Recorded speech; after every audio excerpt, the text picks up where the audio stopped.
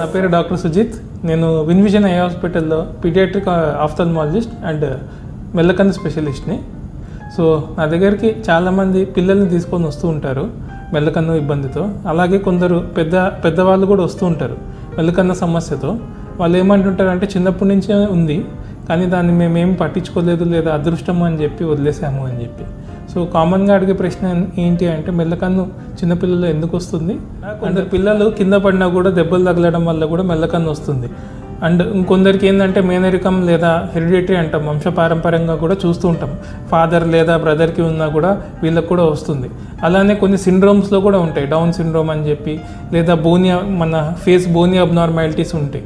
దానివల్ల కూడా ఈ మజిల్స్ అనేవి కరెక్ట్ ఉండాల్సిన పొజిషన్లో ఉండకుండా కన్ను సైడ్కి వెళ్ళిపోవడం, మెల్ల కన్నులా రావడం చూస్తాం. నర్వ్ రిలేటెడ్ ప్రాబ్లం లేదా మజిల్ రిలేటెడ్ ప్రాబ్లం వల్ల సైడ్కి సెంటర్కి మూవ్ అవ్వడం లేదా సైడ్కి మూవ్ అవ్వడం ఉంటుంది, లేదా కొందరు కిందికి పైకి మూవ్ అవ్వడం ఉంటుంది.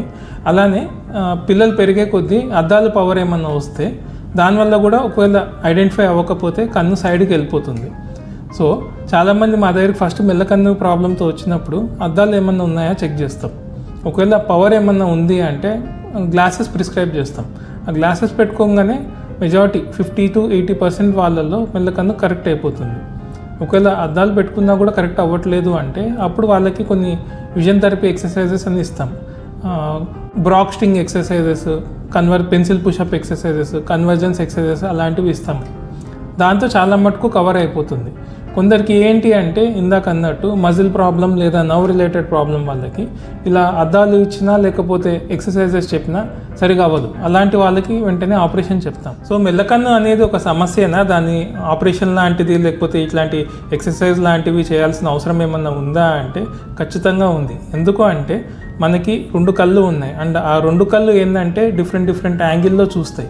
అలా యాంగిల్లో చూడడం వల్ల ఒకటే ఆబ్జెక్ట్ని 3D ఇమేజ్ లాగా కనిపిస్తుంది. అంటే మనకి ఒక వస్తువు ముందర ఒక వస్తువు వెనకాల ఉన్నది అర్థమవుతుంది.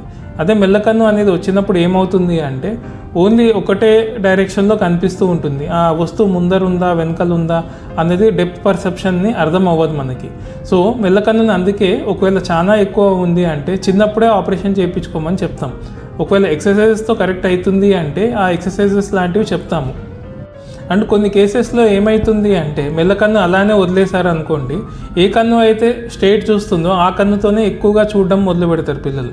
ఏ కన్ను అయితే సైడ్కి లేదా కన్ను లోపలికి టర్న్ అయి ఉంటుందో ఆ కన్ను తక్కువ యూజ్ చేయడం మొదలు పెడతారు. ఈ కండిషన్నే ఆంబ్లియోపియా అంటాం. అండ్ వన్స్ ఒక ఏజ్ దాటిన తర్వాత ఆంబ్లియోపియాని ట్రీట్ చేయకపోతే ఆ చూపు అనేది రిటర్న్ అవ్వదు. ఆ ఏజ్ మేము అప్రాక్సిమేట్లీ 8 to 10 years లోపలే చేయించుకోవాలని చెప్తాం. సో ఒకవేళ మెల్లకన్ను చాలా ఎక్కువగా ఉంది అంటే కరెక్ట్గా 10 years లోపలే కరెక్ట్ చేయించుకున్నారు అనుకోండి, ఆ బ్రెయిన్ అనేది ఇమేజ్ బోత్ ఐస్తో చూసే కెపాసిటీ డెవలప్ అవుతుంది. ఒకవేళ ఆ ఏజ్ దాటిపోయింది అనుకోండి, ట్రీట్ చేయడం అనేది కష్టం అవుతుంది. సర్జరీ చేయొచ్చు, కరెక్ట్ చేయొచ్చు, కానీ వేరే విజన్ థెరపీస్ లాంటివి అవన్నీ ఇస్తాం. దానికి రెస్పాన్స్ అనేది ఎలా వస్తుంది అన్నది చెప్పడం కష్టం అవుతుంది.